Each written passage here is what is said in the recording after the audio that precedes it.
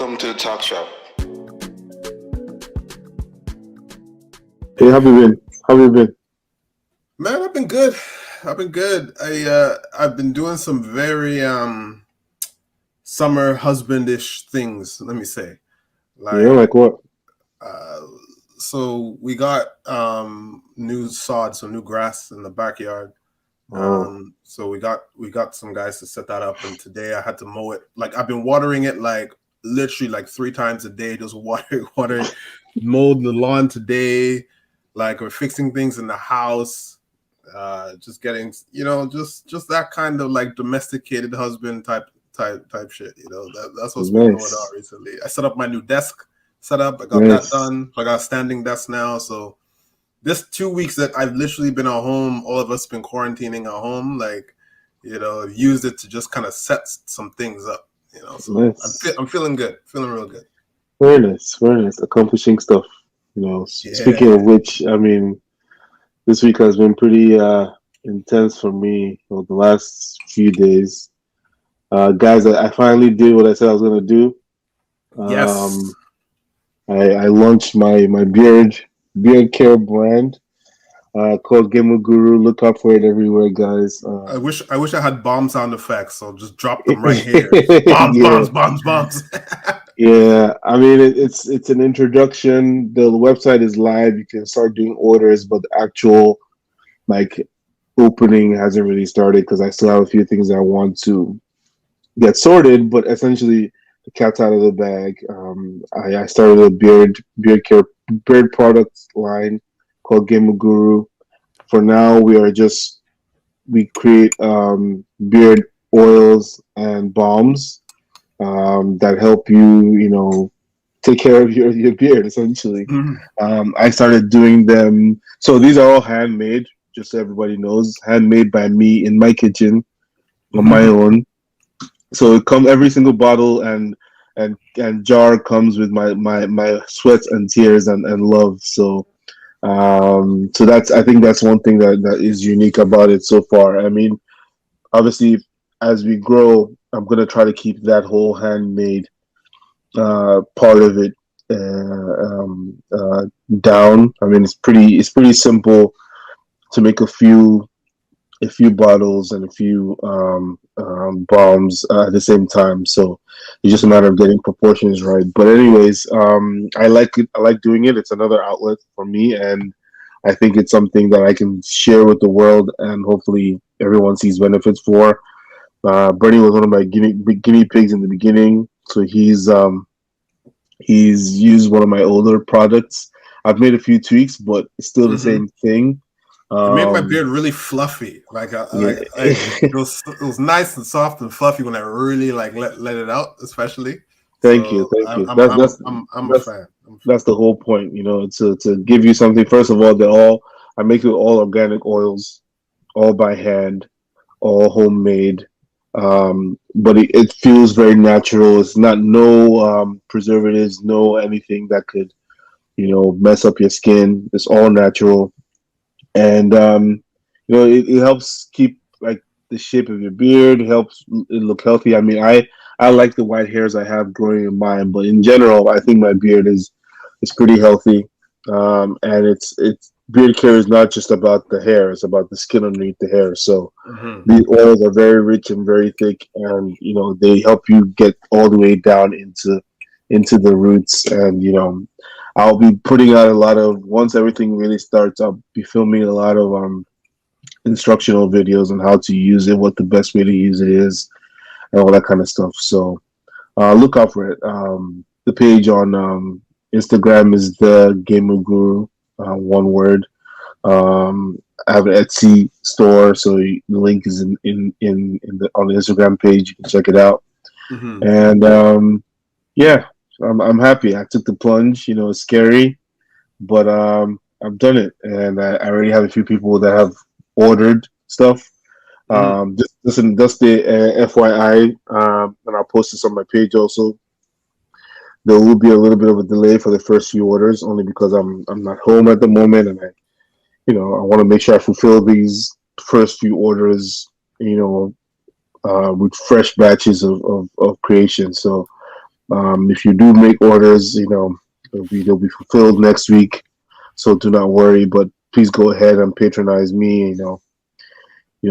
Give me a hand. Everything may seem very amateurish for now, but that's because they are. I'm trying to be as authentic as possible. Right. It's my baby. It's my product. I don't have any professional help or anything. So be patient. But I think I'll as it starts to grow, we'll see changes and stuff. So, but that'll only happen if you guys support. So please check out the page. Absolutely, absolutely. Everyone, we'll put the link in the description so you'll have no excuse but to support. And guys, listen, your beard doesn't connect. This will help it connect. Exactly. Like this is very important. Like we're talking about some of the group chats. Babes are not trying to mess with guys unless you're famous. Like they're not trying to mess with you if your beard trying to connect. Just shave it. Otherwise, or do like a goatee. This will even help your goatee, be fluffy too. So exactly, it's key. And I wanted to ask you, this is especially a physical product. I think is a little more difficult to do nowadays than the digital. We talked about this a little bit, but what were the obstacles that you had to personally overcome to get this out? The main one, honestly, is fear. Fear of failure, fear of the product not coming out how I envisioned. Fear of it not being perfect from the jump.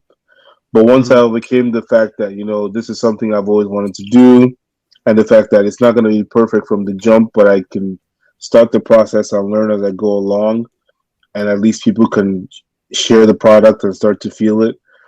I went for it. And so that was the biggest fear I had. But other than that, just finding the right materials, figuring out, what my limit was in terms of per session production, trying to figure all those things out, making my labels, getting my logo design, all those things, and then the investments. Not just time investment, but materials investment, because this is not something that's it's not cheap at all. A lot of money has gone into it. And I actually started this process. What was it last year? Like October, or maybe when summer last year. Actually, it was probably when I first started. And when I first said I wanted to do a business was probably like September, October. But I just, again, since then till now, I've been dragging my feet just primarily because of fear and trying to get everything, set up properly. So now I feel like I'm in a good enough place where the basics are in there, so I can launch. But thinking about different aspects, how do I want my labels to be? How do I want my packaging to be? Do I just take the jump with the packaging that I have currently and then upgrade as I get bigger? Which is probably what I'm going to do. But I wanted to get the product out there. So Bernie knows what the first packaging I did look like. It's changed in terms of the bottles changed, the jar has changed, the material has changed, the actual packaging bags have changed, the mailer has changed, stuff like that. So, those little things that keep evolving, and I think it's probably going to keep evolving, all the way through the life of this.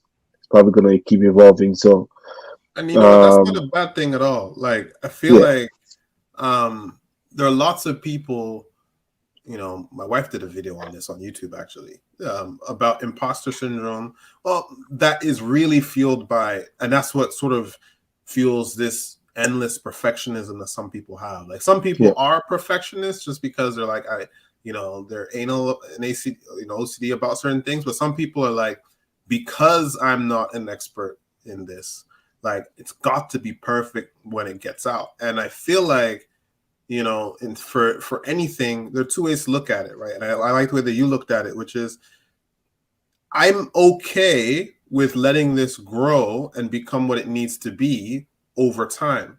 Like I'm not like it would be great, but even right now, you can't handle 1,000 orders right now. Like, how's that gonna work? Like, you're gonna quit your job and just start doing this? Like, no, like that's not gonna work. Like, Yeah. You know, 4, 5, 10 come in. You know, like it's almost as if you're right now. You know, there's in tech we call it proof of concept, right? Which is kind of what you did with me and a couple other people. And then there's what we call pilot programs. You know, it's like with TV shows. They always put out a pilot. And it's like, okay, let's get a feel for this. All right, now let's order the series, but we know what improvements we're going to make down the road.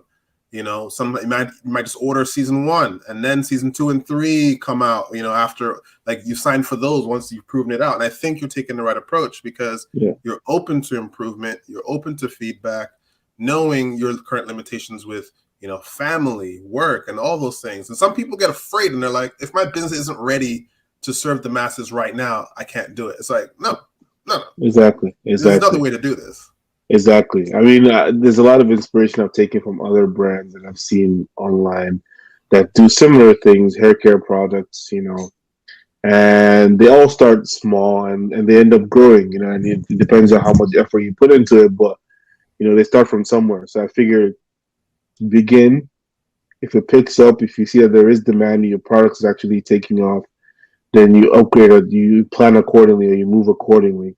But not starting because you want it to have the capability to do 1,000 orders the first month, you know, that's not going to help you, you know, actually get the process started. So I just thought, you know what, just start it, you know. And if I do run out of inventory, people ask me for stuff, and you know, I get to the point where my orders have reached the limit. Hey, simple, you know, back order, pre-order, or whatever. Put it out on Instagram, but everybody knows that, you know, we're on, I guess, back order or whatever. And then when it's back in, I'll tell everyone, you know, it's back, come back. There's nothing wrong with that. I mean, there's nothing wrong with that at all. So I think that's the good thing about this product is it's not like, you know, like there are certain products that people like absolutely want or absolutely need right this second, right? It's like, no, this is a good thing, an important thing for me to have. But if it's back ordered by like 2 weeks, I'll live. You know what I mean? Like I want it, and you're gonna probably end up with dedicated people who, you know, re-up.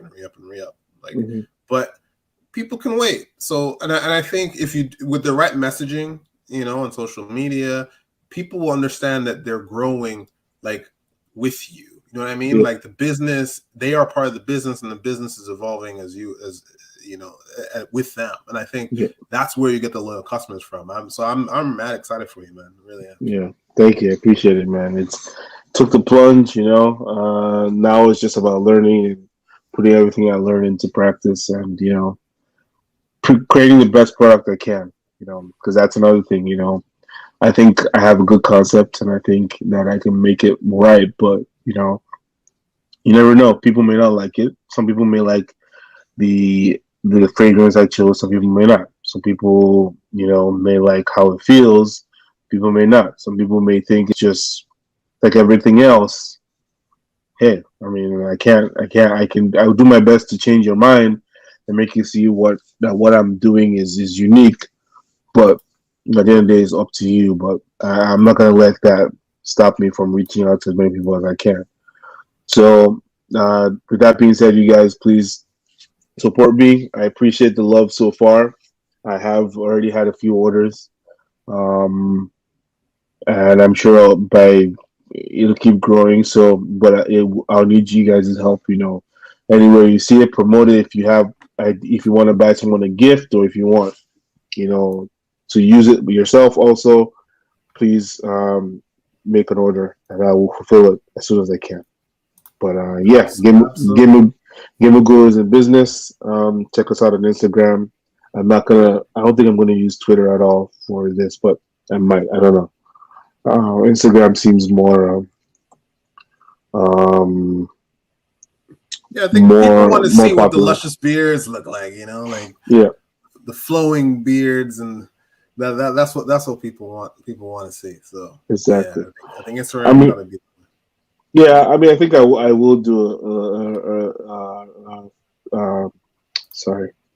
a Twitter, but yeah, for now, Instagram is where I'm at. So check us out. Check me out. Order whatever you need, and yeah, I'll fulfill it. Absolutely. Yeah, let's talk other, well, we're still in the business realm of things. Business This what wrong. this episode theme is going to be, and sort of doing business with friends, and Yeah, in the context of podcasting. And let me open with this. Jimdy and I are equal partners in this, but we don't have a contract. yeah, So, so if things ever get dicey, come back to this episode and be like, exactly. "Yo, you boys didn't have a contract to figure this out. What the hell?" Yeah, but, crazy, but crazy. no, man. It's gonna. We talked about this like last week, or do you allude to it last week? No, when the initial beef started, so maybe even 2, 3 weeks ago. It's been a while since we discussed it. I think. I think. Yeah. So I think at the time when we were talking about this, for those who haven't heard the previous episode, the Joe Budden podcast is no more. Joe, Rory, and Maul had a severe disagreement. We thought it was all patched up, and then Joe fired them live and on air. Well, fired Rory really, and Maul decided screw this, but fired them live and on air, and said a bunch of egregious things about his so-called friends. Shimdi, what are your views on this? Because First of all, I might Joe rant Joe today. Joe is a sociopath, psychopath, whatever path you want to talk about. I think he's a pathological liar. Also, I think it's just sad. I mean, they had a good thing going. You know, and when you hear the stories, because one thing I don't know who mentioned it. I don't know if it was you or someone else, and it was like what Joe does is create the narrative because he has a big audience Mm-hmm. and he pushes that narrative very hard so that so hopefully you believe his story, but usually his story is not even necessarily the whole truth or any of the truth at all. In this case, Mm-hmm. I think that's what he tried to do. I think he tried to, oh, thank you, by the way. I just got All right. notification. Nice one, brother. No Um, worries. but yeah, so he ended up trying to do this with his current partners, Roy and Maul. And I think now that we've heard from them, and their whole demeanor is different. You can tell they're not really trying to convince you; they're just telling their truths, and their side of the story. But Mm-hmm. essentially, like Bernie said, they were friends. I mean, well, Joe is the name of the podcast, but it didn't even start as Joe Biden podcast. It started as what we'll name this pod On later. yeah, Yeah, yeah. Is it and Joe Budden invited Rory, who was his friend, and another girl I forgot Marissa? who Marissa, who just pretty much accused him of harassment. Anyways, so which is the reason why she left. You you haven't seen the video of her saying I haven't seen that what one. No. she literally details based on timestamps where he did different things that was harassment, stroke, embarrassing on live on air when they were recording, which led to her leaving. Mm-hmm. And he like, pretty much sexual suggestions, that kind of thing. So, Oh. but anyways, yeah. So it was Joe. Then he brought in Rory. I don't know when Marissa joined, but or if she joined before Joe. So, and then when she left, they were trying to figure out what they were going to do. And then they brought a Maul around episode 77, something like that. Mm-hmm. So that means episode 77 means it was almost a year and a half after the pod really started, right? Because if you think they had weekly back then, right? I think so. I think that was what it was. Mm-hmm. Um, so yeah, they've all been together. They never really they started it like we did, no vision of necessarily getting money on it, or maybe they knew that was going to be planned. But anyways, they didn't start it to make money. They started it to Just a bunch of talk guys talk get the shit. together and just talk. Exactly. So anyways, once money started coming in and stuff, things started getting blurry. It turns out that uh, Joe was trying to avoid after Maul came was when he changed it to Joe Budden podcast, Mhm. really.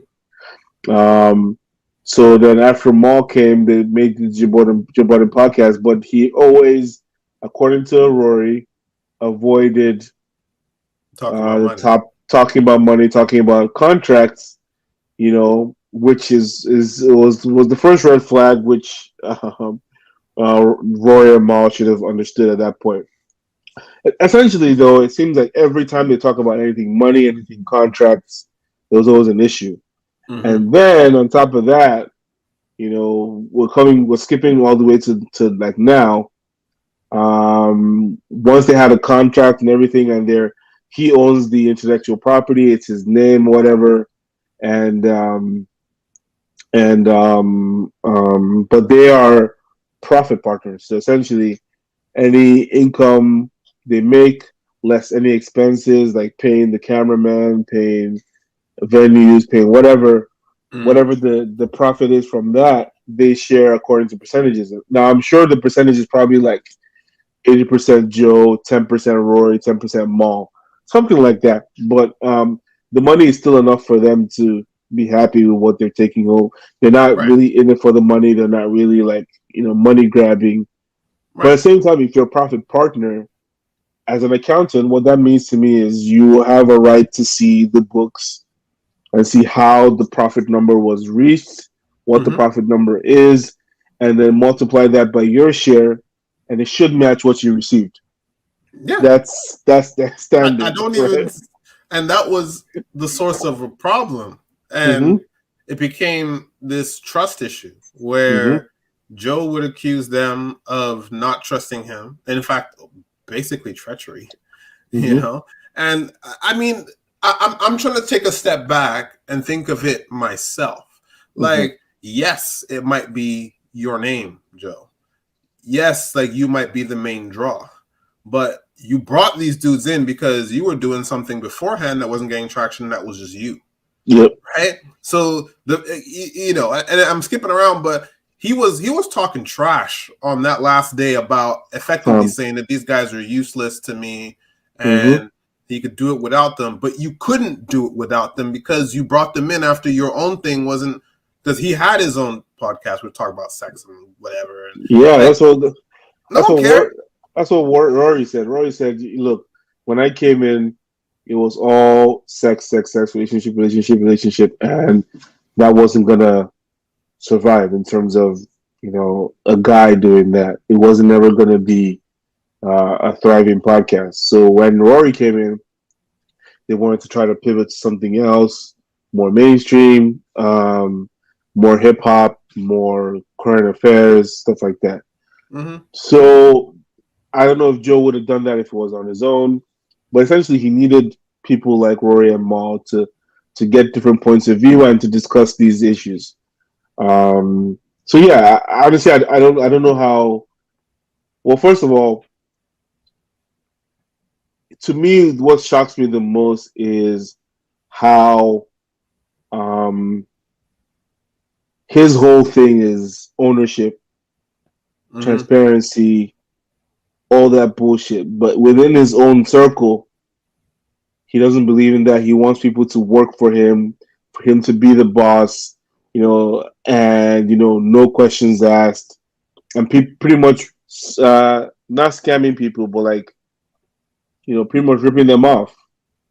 You know what I'm saying? Yeah, So or it's at crazy. least create the avenue to potentially rip them off and not have them question you. Yep. Like you can plead ignorance to some degree, sure, fine. But at least if I tell you, hey man, like, can I just see? Like, I'm just trying to think of a situation where like any of us were like, if I mean, to me, like if we were really raking in money, guys, and we're not, we're just chilling. Like we're really raking in money here. Like you're an accountant. Like what the hell? I'm just saying from my point of view, what the hell am I doing? Like managing the books. Like I would say, Jim D, I would expect you to do that because you know what you're doing. hmm But if I'm like, hey man, can I take a look at that? Like, just what, like you show it to me. Like it's hmm not even a matter of me doubting you. It might be I'm just curious. Yep. Like I don't understand these things, so maybe I want to learn. Like there's so many different ways that could be approached. You Yep. know, or like, you know, I'm literally just curious. I just want to double check that everything's cool. Because in this situation, Rory did that. Mm-hmm. You know, he just asked a bunch of questions. And yes, they were not in the know for certain deals, like the Spotify deal. So why not like let them know about this? Like, Yep. to me, they damn well should have asked the question to Mm-hmm. see that. They Mm-hmm. didn't. In fact, eventually they were able to see the money, and there was an error. Four So hundred like, thousand dollar error. yeah, like I'm sorry, that's a lot of money. Like, Mm-hmm. however they're gonna split that, I don't know. But there was an error, so it's a good thing that there was some oversight from these guys. But I think more importantly, for me and sort of where I really want to take this is there's a respect level here that I think needs to always be adhered to when you're doing business with your friends. Mm-hmm. And so, funny enough, when I think I was so worked up by this because Iris and I were having a little back and forth in the group chat.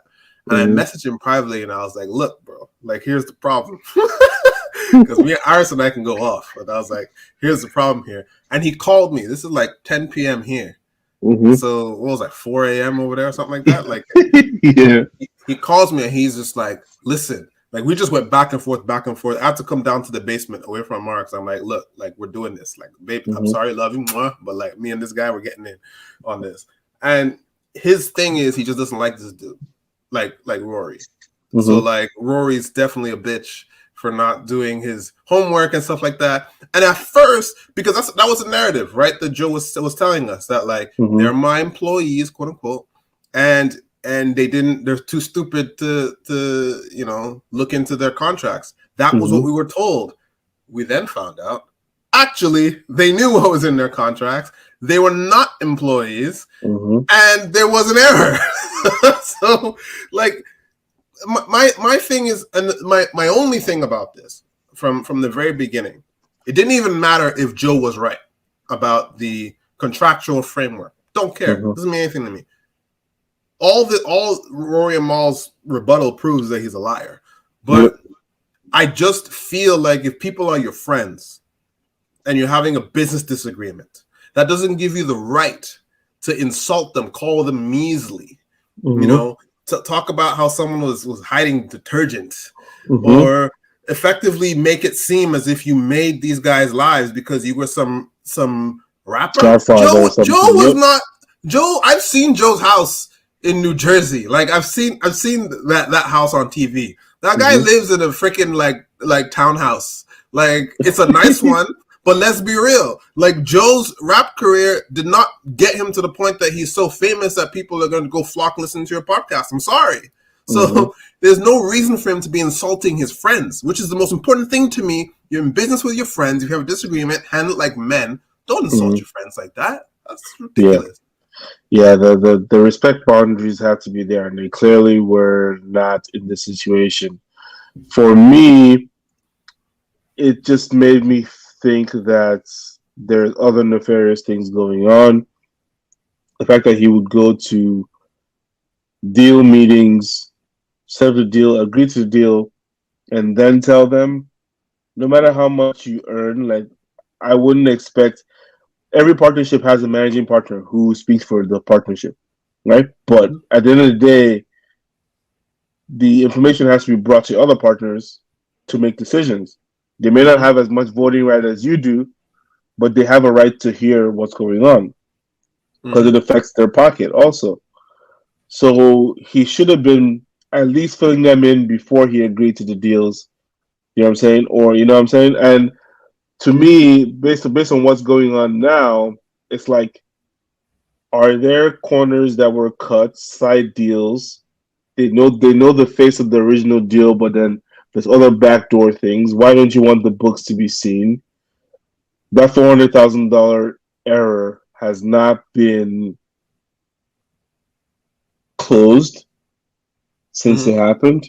In terms of, they haven't gotten new books to see that it was corrected and they were reimbursed for the issue, which to me sounds more like 40,000 is gone to somewhere else and they thought they could hide it.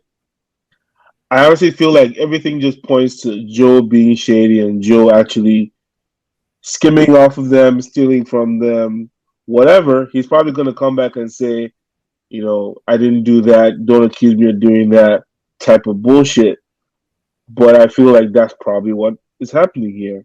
At the Mm-hmm. very least, he screwed them out of money. And someone you Maul was saying, the fedora changes, all that kind of stuff. But really and truly, I feel like this kind of business behavior is the things that he complained about when he was a slaughterhouse and when he was a musician, in terms of Mm-hmm. how execs treat you.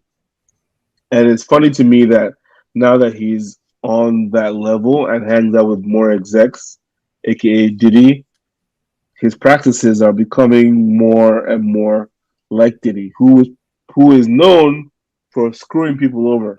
Mm-hmm. So to me, that's very, very convenient and very, it makes sense that his whole demeanor has changed now. He's all about, I'm rich, I have a nice house, nice penthouse in Manhattan. That's where I live now. All that kind of stuff. Now it all makes sense. Even his relationships, interpersonal relationships. We were all like, oh, Sin or whatever her name is was just making noise, but now, when by the time your male friends are making it seem like, or showing us that you are a special breed of person, Mm-hmm. and the way you deal with people is a little bit shady. What's to say Slaughterhouse didn't break up because, well, it did break up because of Joe, because Joe was the main instigator, but everything he touches dies.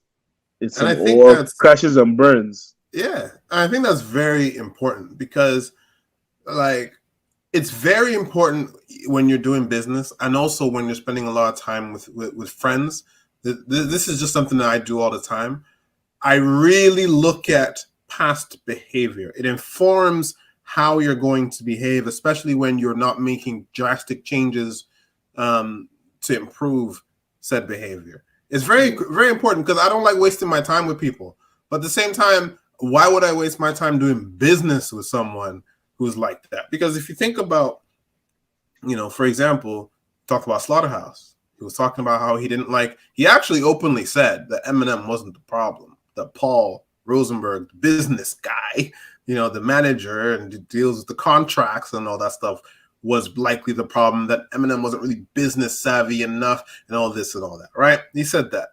Now, if you look at Everyday Struggle, it was, he stormed out of there. If you look at Def Jam, like he put out one album and he all he did was blame his bosses for taking his tracks, whatever. He held that grudge for 14 years, he said. And Jay-Z told him, so what? Yeah, like you were the problem. But and then you start to look at his personal relationships. Like I'll never forget the story of the girl, I can't remember her name now, that he was dating, who she said that he beat her. Right? Remember that Who's one? is it Tahiri? Who is Diddy? It's I don't Tahiri? remember. I don't remember her name, but she said that he sat on her stomach and then she had a miscarriage. A miscarriage? Oh shit! Yeah, and Yeah, I like she took remember a that. picture of like the fetus or and like, and he Mm-hmm, and I watched the episode of him on the Breakfast Club where he mm-hmm, addressed this, and they mm-hmm. asked him point blank, "Did she send you a picture of the fetus?" And he goes, "Well, that's what she said it was." Like he's seen the picture, okay, Mm-hmm. and then she said that he threw me down, he this did that, and he sat on my stomach.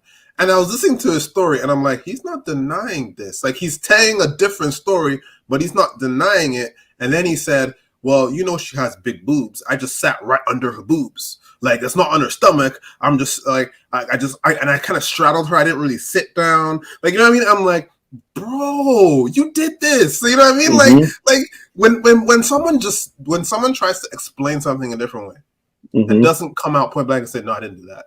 Like I know that you are a problem. And he always, this example of him trying to change the narrative all the time. Like even with Rory and Mal, okay? He doesn't actually say what they did that was necessarily wrong except for betraying him. Mm-hmm. You know what I mean? He doesn't say you don't like you guys they didn't have the right to look at this, or that he didn't admit that there was a mistake in the $400,000 mistake in the Mm-hmm. books. He frames them as employees when they're profit sharing. Mm-hmm. Like he's always trying to massage the message, and those are the people. Because if anyone's listening, let me just tell you this right now. These are character traits that you need to understand from people that you do business with. If someone is Mm-hmm. always like playing fast and loose with the truth, they Mm-hmm. will play fast and loose with you. Mm-hmm. So don't do business with that type of person. Like just don't do it. That's true. It's very, but sometimes it's very hard to see those things. I mean, again, and this is funny because Charlemagne, when he went on their pod years ago, pretty much called this out. He said, "Look, I don't even know if you guys really are friends with Joe. Like Joe is loyal to his friends. Are you guys sure you're really friends with this guy? Because this guy, when it comes to shove, he's loyal to his friends. He's gonna abandon you guys." He was speaking specifically to Rory in relation to the whole DJ Academics issue that Rory had or whatever. And he's like, "Look, at the end of the day, I think he's more of a friend with Academics than you. So be careful." And it's so funny because that whole clip, people have been posting it out like recently, and it's like Charlemagne knew what was going to happen. He knew at some point it was going to blow up. He knew Joe was going to treat them like employees, and it wasn't going to end well. And he was warning them. But then after that episode, and subsequently, they've always had issues with Charlemagne. Making fun of them of brilliant idiots, that kind of thing. Meanwhile, it's the person they were with was even worse. I've never heard of uh, Andrew Schultz or any of those other people complaining about something Charlemagne did.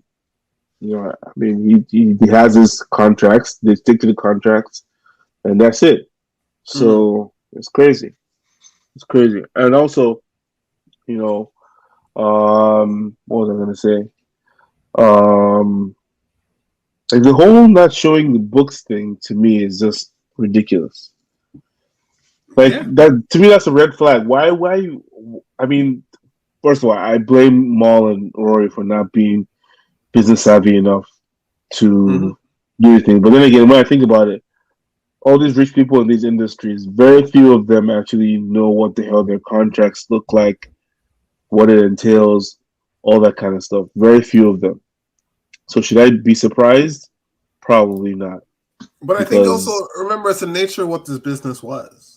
Like yeah, to them, and you know what? I actually believe them because if I look at Maul does not look like a person to me who has like he knows how to make money.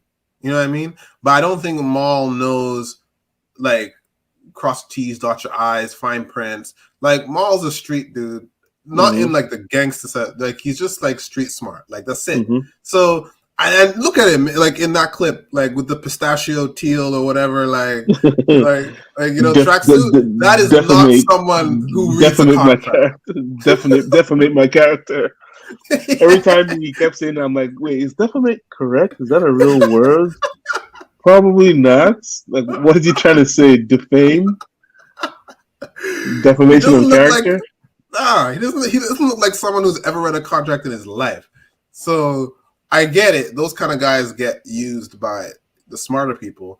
Joe probably wasn't like he was probably like Maul early on, and then he became savvy and used it against his friends. Yeah.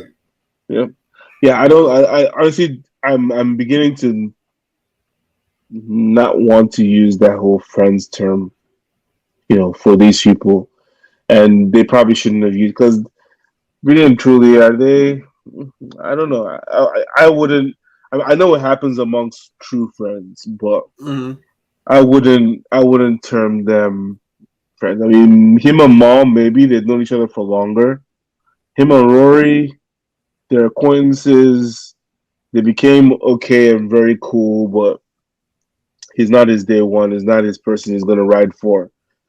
It never has been. So I don't know. I think this hit home with me personally because like I I've not been like Joe. Like in terms of like lying to my friends or whatever these guys were to him. Mm-hmm. But in terms of feeling like someone else wasn't putting in enough work, if that was even the case, like if what Joe is saying is true to him, at least, like I felt that way and called someone out and literally had fisticuffs with them over a business arrangement. Let me call it as a result. And I wasn't wrong, but the words that I used and the energy that I put out there was wrong. But I was completely right in terms of what was actually happening. Yeah. But I shouldn't have. It was a friend of mine, so I should never have addressed him that way. Yeah. Like, no, you get together like men, and you say the truth, and then hopefully things change. But things got very personal, and so for me, that was a lesson I had to learn younger. Like, nah, just don't roll that way. But Joe's a almost 50-year-old man or whatever. Like, grow up. Yeah. I mean, I don't know. I also. Maybe seeing that amount of money made him, so desperate to, covet as much of the money as he could. I don't know. Maybe, I don't know. I have no idea what those deals were like. But if you're seeing a $400,000 mistake and no one blinked an eye, then I can only imagine that the money was huge. You know what I'm saying? So, but do you think money would change you? Again, one thing people say is money doesn't change you; it amplifies what you already are. So it doesn't change you; it just makes how you roll, how you express yourself, even more pronounced. I don't even think I believe that. I think that's something people say to sound like really wise. No, I think it's true. I think once you make money and you can see you can keep making money, the things you think you can do or the invincibility you think you have increases. So let me put it this way: do you think that Jeff Bezos was a womanizer, like before he got money? Maybe not womanizer, but he was someone that wanted to get out of his relationships, or wasn't monogamous by choice. Maybe. I don't know. I feel like Jeff Bezos. I mean, like man started working out, started looking like Lex Luthor, realized that they can get girls. That's the thing. But that's the thing. I feel like he changed. But I think I know what you mean by change, because it seems like an about turn from what he was before. Mm-hmm. But I feel like also those things were in him. He probably wanted to work out a lot. He probably wanted to, meet a lot of girls, but he was stuck with the marriage he had. He had a job that didn't allow him to have a lot of free time at that point, so he wasn't working out. You know what I'm saying? If you get to the point where you're richer, where you're not doing as much in your current job or whatever, you have free time. So you either just be chilling at home or you work out. Something will change. You work out. Is that a change? Is that just you being free to do what you always wanted to do? I feel like the reason why that phrase is said a lot, or that quote circulates, is whenever people do bad things, like whenever people get rich and they do bad things, people go, well, money only amplifies who you really are. But when like someone becomes this like, super philanthropist or whatever, like that, you literally never hear anyone say that. Like, it may be true, but you never ever hear anyone say like, yeah, money only amplifies who you are, and he's a super great guy. Like, it doesn't. Like, no one else says it. You're right, but that's because of human condition. It's not necessarily because it's not true. People only recognize, or I don't know how to say it. Well, it's been ingrained in us that money is root of all evil. So if anything happens to you in terms of something wrong or negative, and you have money, they're associated with that. So I get what you're saying. But definitely being more philanthropic because you have more money makes logical sense. You're not going to be a philanthropist if you have no money.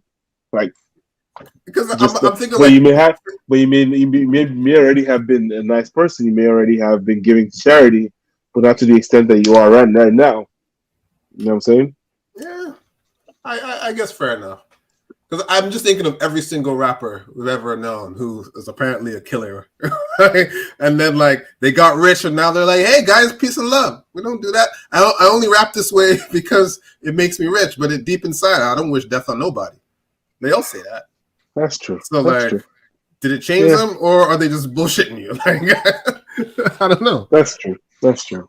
Again, I don't think like anything in life though. There's very few black and whites. Yeah. Very few black and whites. So everything doesn't apply the same way to everything. So that's how I think I would look at that because you can't paint everyone the same paintbrush. But there's some rules that are universal that kind of is the same across the board. You know what I'm saying? So yeah, I don't know. I don't know. I think I will say that in this case, this is I'm being very devil's advocate, but in this particular case that we're talking about, yes, this holds true because that man was always an asshole. Yep. There's not one day that he's been breathing on this earth that he's not been an asshole, and this made him even more of an asshole. That's for sure. It's funny though, like it's funny how his interpersonal relationships with women, didn't seem that crazy, or people weren't so up in arms with it, until now they're reflecting on his behavior with his fellow friends and looking at his past relationships and trying to like make it, at least from me, I just thought he was in relationship with people as crazy as he was, and he was, they had the domestics and that's their business. But now when you think about it in the context of his male friend, and that may be something patriarch, I don't know what kind of the patriarchy thinking in me, and I hold my hands up. That's probably what it is, but not taking it seriously because the woman he was with, and then now that you see what he does with his friends, you're like, okay, this guy's always been actually an asshole, and probably what the woman in his life said was true. I mean, to some extent, we knew it was true. I mean, to some extent, we knew it was true. But like, for instance, with Sin, it just felt like she was somebody complaining about him not having time for her and stuff like that. You know what I'm saying? Or their age gap was always an issue. At the same time, I can see how he could have been an asshole. He could have been the kind of person that will come home, she wants to cuddle, but he's not feeling like it right now, so he disappeared for 2 weeks. Type of guy, you know what I'm saying? Or the kind of person that will lie about where he went, and and then she finds out that he went somewhere else, that kind of thing. So and that's a lot of emotional abuse, really and truly, in your relationship. So we may have thought, oh, she's just complaining for complaining's sake, but really and truly, he's been an asshole all this time and treating her wrong all this time. And we ignored it because we thought she was, equally as wrong or whatever. But yeah, it's just a bias thing, and people can't help themselves. Yeah, I guess so. I'm not even convinced that it's a. I think in this particular instance, Joe, it's a black patriarchy thing for sure. But I think a lot of the time it's really about which celebrity is more important than the other. that people tend to take their word for, and people will ignore, things about the one they really, really like. Exactly. It's funny. I don't know what context I saw it, but there's a show I've been watching, The Nevers. I don't know if I mentioned it to you on HBO. And Joss Whedon is the director for most of it, producer also. Very good show. But I think I saw some news alert regarding this show and Joss Whedon, whatever. I didn't even know his story was still out there. Is he going into courts, or is there? I mean, didn't he have like a actual sexual harassment cases, or is it just canceled right now? And there's nothing concrete. He's canceled. He'll never work in Hollywood again, at least as a visible director. It might be like back end producer type of thing. Or maybe write some stuff, but like he's not going to get any fanfare. So they even took his name off the Nevers, like from the marketing and stuff. Like I think it's there in the credits. Yeah, but they took his name off because of this, because Yeah, there was an investigation into his actions. So, he threatened her career. He threatened Ray Fisher's career. He made everyone's life hell on that Justice League set that they wanted to walk out. Even made the reason why him and Gal Gadot fell out was because he wanted her to film a scene with the Flash where she falls and he lands on her boobs, which is a scene from, I think, Avengers, like Age of Ultron, the similar thing with Black Widow. And she was like, that's ridiculous. Like, there's no context for this. And it's just stupid. Like, did they film something like that? Why do I feel like they did do something like that? They did, but she didn't do it. He got her body doubled, her stunt double. Okay. Because she flat out refused to do it. And he's like, screw it. Like, I'll make your life hell. He threatened to get her Wonder Woman film canceled. And there was a bunch of other things that he made Ray Fisher do that Ray Fisher was really mad about and he considered racist. But yeah, that man's done. Good riddance. I mean, he's similar to Joe in that there's some guys who just become a bit too big for their shoes and throw their weight around a little bit. And those people are unfortunately not gonna see heaven. Wow, that's a damning statement. Wow. But yeah, he's an asshole. But yeah, man, I think we're good there. Yeah, thanks again, everyone, and to you, Bernie, for your support. I appreciate it with my brand, and we'll keep you guys posted on the progress of that. I'm very excited to see where it goes, and with you guys' help and support, it can go really far. So, sir, please patronize every single day. I'm gonna be a Gamma Guru model for free. Like, you will be actually putting that in my stories. You will be, please. I'll talk to you later about it. Some kind of something to put on the profile, anyways, of usage and stuff like that. So, but yeah, all right, guys. Have a good night. Take care, guys. Peace. Welcome to the Talk Shop.